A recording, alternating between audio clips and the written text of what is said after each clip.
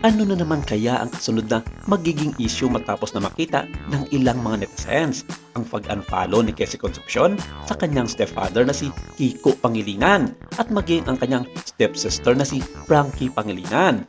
Hindi pwedeng sabihin walang bagay yan dahil ang in-unfollow niya ay ang mag-ama. Kung isa lang, masasabing baka nagkamali siya ng pindot kaya nangyari iyon nang hindi sinasadya. Pero yung dalawa mismo ang in-unfollow niya ay ibang usapan na iyan. May totoong dahilan kaya at tiyak ang paliwanag ay magmumula sa kanino man sa magtatay o kay Sharon Cuneta mismo. Pero ano man ang alibay, tiyak na lalabas na mali dito ay si Casey. Ang tingin kasi ng marami kay Cassie Concepcion, bagamat naghiwalay nga ang kanyang mga magulang, ay naging napakaswerte niya dahil sa lahat ng apo, siya ang naging pinakamalapit sa kanyang lolo at lola. Meaning, sina dating Mayor Pablo Cuneta at kay Mami Elaine Cuneta. Dahil habang lumalaki siya, masyadong busy naman ang kanyang ermat sa kanyang mga showbiz career. Practically, kasama niya ang lolo at lola niya ng mas madalas noon. At admitted naman dito si Megastar na hindi sa lahat ng oras noon ay kasama nga niya si Casey hanggang sa kasalukuyan. At inamin niya rin sa kanyang mga previous interview sa mga kilalang showbiz columnist na hanggang sa ngayon ay hindi pa rin niya nakikilala ng lubos ang kanyang panganay na anak. Kung natatandaan din ninyo, nung mga huling araw ng kanyang lola, si Casey ang nagbantay sa ospital at sinasabing siya ang nagbayad ng bills at namahala pa ng lahat ng kasunod ng mga pangyayari. Obviously, si Casey ang pinagkatiwalaan ng lola niya sa lahat ng bagay. Iyan ay hindi nagustuhan ng ilang tao, kaya madalas may naninira kay Casey ng patalikod. Ayon nga sa mga netizens, ilan sa mga malalaking tao at mismong malalapit na kamag-anak ni Casey ang naninira sa kanya dahil mukhang napakaswerte nga talaga niyang anak at apo dahil siya lang ang putanging pinamanahan ng napakalaki at nimpak-nimpak ng mga pera at sangkaterbang mga ari-arian na naipundar ng kanyang lolo at lola sa iba't ibang dako ng Pilipinas.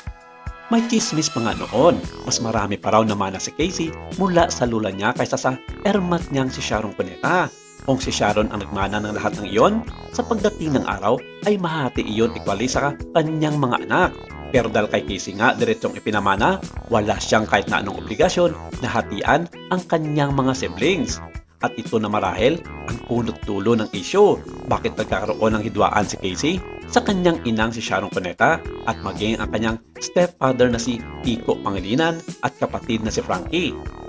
Ito ang naging mainit na talakayan sa first episode ng vlog ni Christopher Min na Showbiz Now na sa unang linggo ng Setyembre ng taong ding ito, kung saan kasama nga niya ang long-time showbiz partners na sina Romel Chica at Wendell Alvarez. Dito ay naungkat ang natang issue tungkol nga sa mga naging mana ni Casey sa kanyang lolo at lola na nagpugat sa hidwaan sa kanyang pamilya.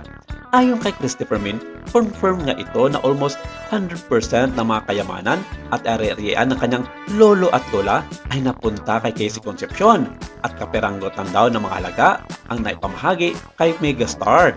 Kasama na nga rito ang mga mamahaling mga alahas at dollar savings ng mag-asawa na nakadeposito sa ibang bansa.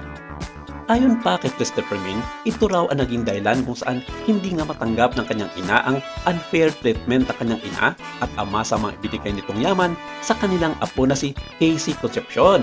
At suportado raw ng asawa nitong si Kiko Pangilinan at anak na si Frankie na dapat ay equal distribution ang naging mana ng mga ito sa kanilang magpapamilya at partikular na nga dito ang kanyang mga siblings na sina Kaki, Miel at Miguel.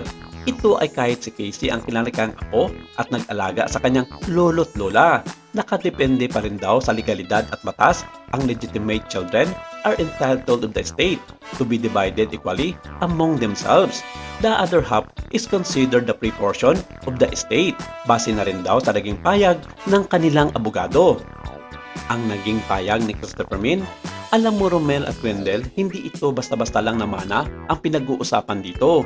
Milyones at hindi maipaliwanag ng mga ari-arian ang involved dito, kaya nag-react ang kabilang kampo.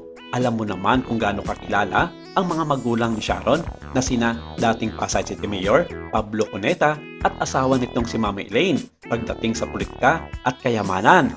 Ako, naalala ko talaga ang mga time na iyon. Hindi basta-basta ang maangkan ng Cuneta.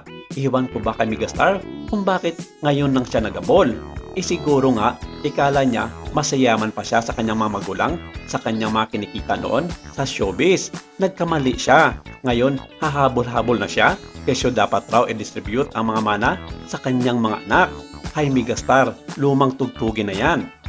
Sa ngayon, wala pang opisyal na naging payag ang kampo ni Casey Concepcion tungkol nga sa magiging kapalaran at desisyon sa nasabing mga yaman na kanyang minana sa kanyang lolo't lola.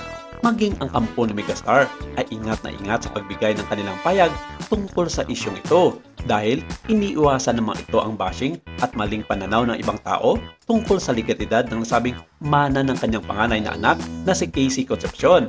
Si Casey ang may opsyon nga dito. Hatian ba niya ang mga kapatid niya sa ama kung kanino sinasabing mas close siya kaysa sa mga kapatid niya sa ina? Maraming salamat. Ito lang muna ang ating update for today.